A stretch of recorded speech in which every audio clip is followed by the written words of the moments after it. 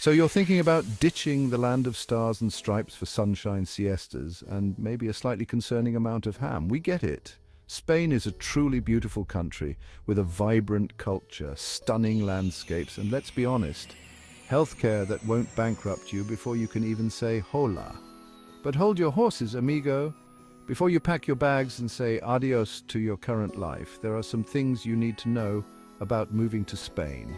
Things that might seem obvious, like how to get a visa or where you can actually afford to live on those delicious, delicious tapas. That's where I come in. Think of me as your Spanish-speaking, overly enthusiastic, slightly neurotic guide to navigating this exciting, potentially overwhelming life change. We're going to dive deep into the top 10 things you absolutely need to know before trading in your apple pie for some seriously good tortilla española. Buckle up. All right, let's get down to brass tacks, shall we? You can't just waltz into Spain like you own the place. No matter how charming your fanny pack is, you need a visa, my friend, and not just any visa, the right visa. For those of you lucky ducks ready to embrace the Spanish life of leisure, the retirement visa is your new best friend. It's shockingly straightforward. You need proof of income, health insurance, and a clean criminal record. Basically, convince them you're not moving to Spain to pull off some elaborate heist, and you're golden. But let's say you're not quite ready to trade in your laptop for a hammock full-time. Maybe you're a digital nomad, or maybe you just really like the idea of paying Spanish taxes instead of American ones. We've all been there. That's where the work visa comes in. It's a bit more complicated, requiring a job offer from a Spanish company and potentially a dance-off with a Spanish bureaucrat. Okay, I might have made that last part up, but the point is, do your research. Okay, you've got your visa. You're basically Spanish now, right? Wrong. You need somewhere to live. And Spain's housing market, much like its tapas, comes in a variety of flavors. First off, do you want to rent or buy? Renting is generally easier, especially when you're still finding your sea legs in a new country. Websites like Idealista and Fotocasa are your new best friends. Just be prepared for some sticker shock in the bigger cities. We're talking Barcelona, Madrid, places where a shoebox apartment might cost you a kidney. Buying, on the other hand, is a whole other paella. It's a longer, more complex process, but it can be a good investment if you're planning on settling down for the long haul. Just remember, you're not just buying the house, you're buying into the neighborhood. Do your research, visit at different times of day, and maybe brush up on your Spanish small talk. So, where do you see yourself living out your Spanish dream? Sipping sangria on Las Ramblas in Barcelona, or maybe perfecting your flamenco moves in the heart of Seville? Spain has something for everyone, but some places are definitely more popular with expats than others. For the city slickers among us, Madrid and Barcelona are the obvious choices. They're cosmopolitan, vibrant, and offer a taste of everything Spain has to offer. But be warned, they're also expensive, crowded, and you might find yourself longing for a little peace and quiet. If the thought of navigating throngs of tourists while paying an arm and a leg for a cup of coffee makes you break out in hives, don't worry. Spain has plenty of other amazing cities that offer a more laid-back vibe without sacrificing on charm. Valencia, anyone? Beautiful beaches, incredible food, and a more affordable cost of living. It's basically the Beyoncé of Spanish cities. In Chapter 4, the road less traveled, affordable Spain without the crowds. Okay, let's talk about the elephant in the room, or rather the elephant in the tapas bar. Big cities are expensive, like, did I accidentally buy a gold-plated baguette? Expensive. But fear not, budget-conscious amigos. Spain has plenty of hidden gems just waiting to be discovered. We're talking charming towns with cobblestone streets, friendly locals who greet you with a smile, and prices that won't make your eyes water. Think Extremadura, a region known for its stunning natural beauty and delicious affordable cuisine. Or Galicia, with its rugged coastline, fresh seafood, and a culture all its own. These places might not be on the cover of every travel magazine, but they offer something truly special. An authentic Spanish experience without the crowds and the inflated prices. It's like finding a €20 bill on the ground, except it's an entire town. Chapter 5. Healthcare. Your guide to staying healthy and sane in Spain. Let's talk about everyone's favorite topic, healthcare. No, seriously, hear me out. Spain's healthcare system is consistently ranked among the best in the world. And no, this isn't some elaborate marketing scheme dreamed up by Big Pharma. It's the real deal.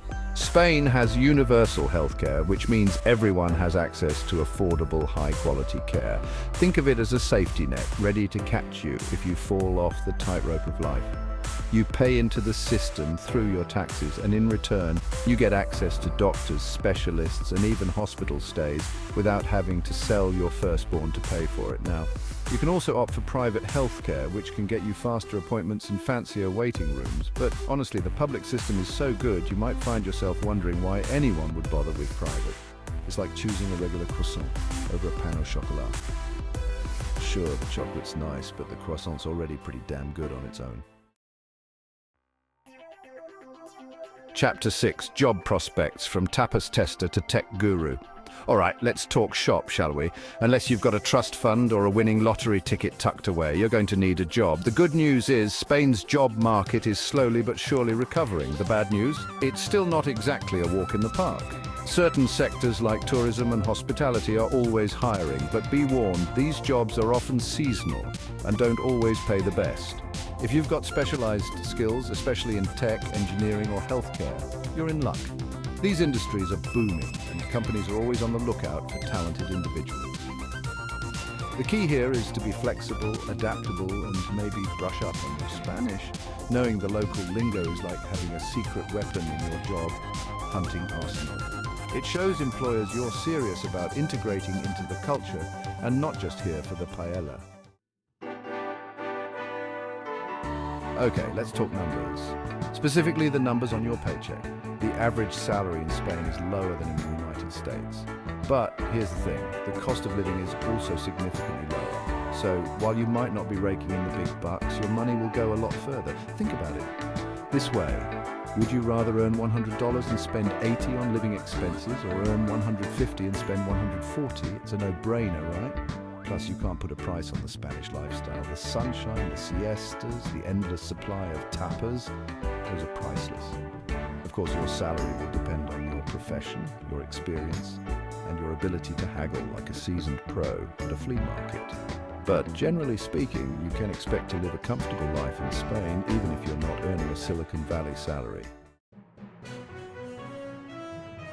Ah, taxes. The bane of our existence, the necessary evil, the thing that makes us all wish we were independently wealthy and living on a yacht in the Mediterranean. Unfortunately, moving to Spain doesn't make you immune to the taxman. In fact, you'll have to deal with two tax systems, the US and Spain. Don't panic, it's not as scary as it sounds. The US and Spain have a tax treaty to prevent you from being taxed twice on the same income. Basically, you pay taxes where you earn the money. So, if you're working remotely for a US company, you'll still file US taxes, but you'll also need to file Spanish taxes on any income earned in Spain. Look, I know this is about as exciting as watching paint dry, but it's important stuff. Do your research, talk to a tax professional, and make sure you're following the rules. The last thing you want is to end up on the wrong side of the IRS or the Spanish tax authorities. All right, let's talk about the bread and butter of living abroad, the cost of living, and here's the good news.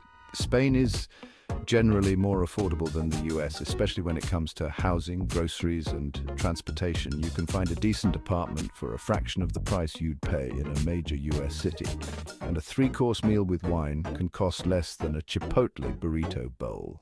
However, there are some unexpected expenses that can sneak up on you like a pickpocket in a crowded market. For example, utilities like electricity and gas can be surprisingly expensive.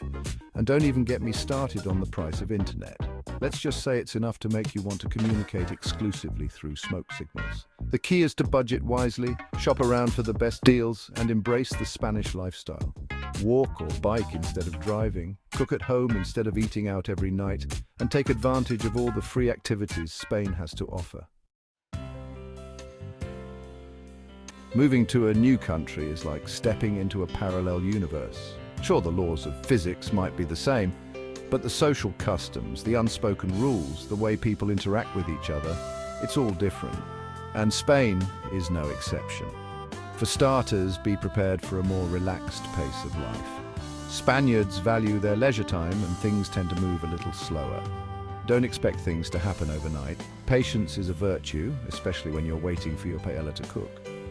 Also, Spaniards are incredibly social people. They greet each other with 2 kisses on the cheek. They stay out late, they love to talk, and they're not afraid to express their opinions.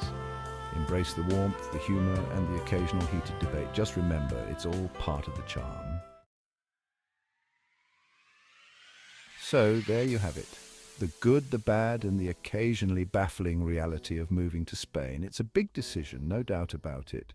But if you're looking for a new adventure, a chance to immerse yourself in a different culture, and maybe eat your weight in delicious food, Spain might just be the place for you. Just remember, do your research, plan ahead, and don't be afraid to ask for help. There are countless resources available to help you navigate the process, from online forums to expat groups to friendly locals who are always happy to lend a hand. And hey, if you've got any questions, don't hesitate to ask in the comments below. Who knows, maybe your question will inspire my next video. Until then, adios and good luck on your Spanish adventure. Don't hesitate to ask questions for future videos. Subscribe for more videos.